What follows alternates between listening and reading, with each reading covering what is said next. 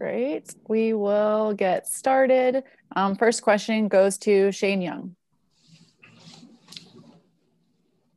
Hey, Coach. Great to see you this evening. How you doing? Pretty good. How about you? Good. What is the most impressive part to you about Sabonis's game and the way he's developed over the last few years?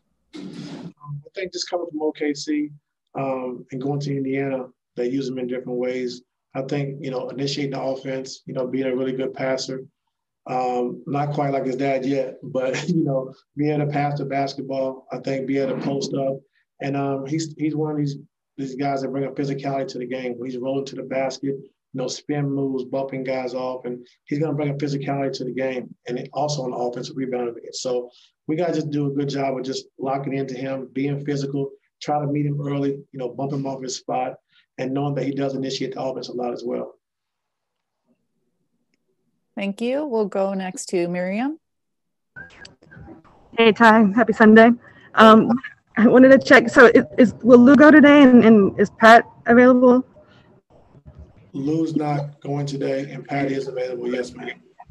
And then also I wanted to ask you, I know you guys are going to send a team to the G League bubble. Wondering if you guys have made any decisions about who's going to partake in that, and then also just like why will that be a good thing for the franchise, you think? We haven't made a decision on that yet, but it will be good for young guys, to continue to play, continue to develop their game, and get better. All players want to play, no matter what level it is. So for those guys to go down and get the reps, continue to play, and enhance their game in any way they can, I think it'd be good for them. Thank you. Next, we'll go to Law Murray. Good evening, Ty. What's up? I'm good, man. I wanted to piggyback on the first question. The fact is, the Pacers, they rank third in the percentage of their points that come in the paint, and for the Clippers, it's the opposite. They are bottom three in the percentage of their points come in the paint. Obviously, it's because of the success of the jumper. How do you kind of stay encouraged within your own offense when you see one team racking up a slew of points inside? We saw that with the Pelicans and the Kings earlier this week. And you're kind of like, well, we can survive what we might give up inside and what we're not getting inside because you're just shooting so much better than everyone else. Well, we want to find a balance. I think, when our jump shots are going and we're playing the right way, when we're attacking the basket, teams are over helping and helping. We have to make the right play. And I think our team is getting to the point where we're doing that now. But with that being said, we also have to attack the basket and get to the rim. And that's when we, like to post Kawhi, post PG a little bit, just trying to get to the basket, two free throws or 2 points and to slow the game down. So it's a fine balance. But when teams are double teaming and teams are helping, we just got to make sure we make the right play. If that's kicking it out for threes, we got to take our open shots. Thank you. Next, we'll go to Andrew Gray. Ty, you gave you guys the challenge the other night to tighten up defensively in the second half. When you guys have looked back at the second half defense this year, are there patterns that have developed? I know you said offense leads into defense, so that maybe you're not getting what you want offensively, allowing guys to run. But are there patterns you've seen that have contributed to why the second half defense hasn't been as tight as you'd like? Not really. I just think that, we just got to come out with the mindset. I think we get up and we think it's going to be an offensive game because we're up 18, 20 points at halftime. And, just trying to figure out everything that's going into it. I think, we're not getting stops, which means we're taking the ball out of the basket, so we're not getting out in transition. So we just got to do a better job of just trying to get stops. And in that Sacramento game, I shot 11 for 17 inside the paint. And then, in that second half, they were 2 for 11. And I thought our guards did a really good job of continuing to keep coming, fighting over the screens, and trying to get review contesting those paints and pull-ups. And they really did a good job of that. So we just want to, come into the game tonight and try to build off of it. And then I saw the injury report. Serge just was undoubtful. What's his status for tonight? What's what? Serge Ibaka, what's his status tonight? He's out. Zoo's going to start. Okay. Thank you. Thank you. Next, Tomer.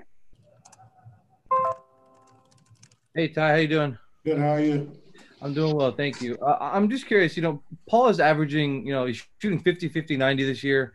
It's only been, I think, 11, 12 games, but I'm curious, is there anything you can do to ensure that stays sustainable throughout the season? It cut out. It Sorry, cut out to me. Sorry, I said Paul is shooting 50-50-90 this year through 11, 12 games. But is there anything you can do as a coach and as a team to ensure that kind of, that sustains throughout the season?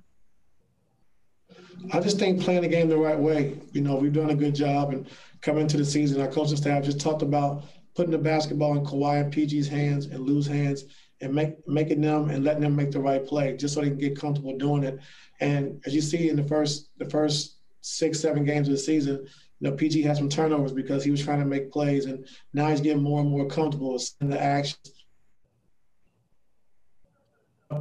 down the stretch of getting to the playoffs. And when we get to the playoffs, Kawhi, PG, they should be very comfortable making plays offensively for themselves, but also for the team.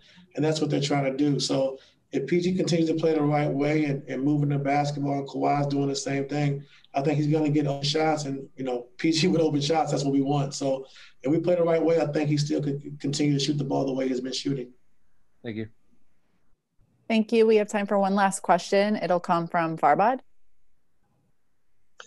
Hey, Coach, when you have a game like tonight and the Pacers are a good team and you kind of have it scheduled a little bit like this is the night we're going against them, and as you get closer and closer, they keep getting, riddled with more and more injuries, or something happens where a bunch of their top players are out.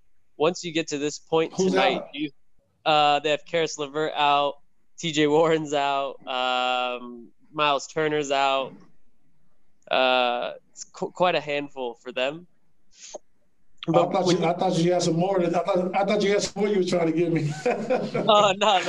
But no. What I was curious about is when you get to this point, do you kind of have to reiterate to the team, like, this is still a top team even though guys are out, and you need to take it just as seriously? Or is it something players already understand once you get to this point?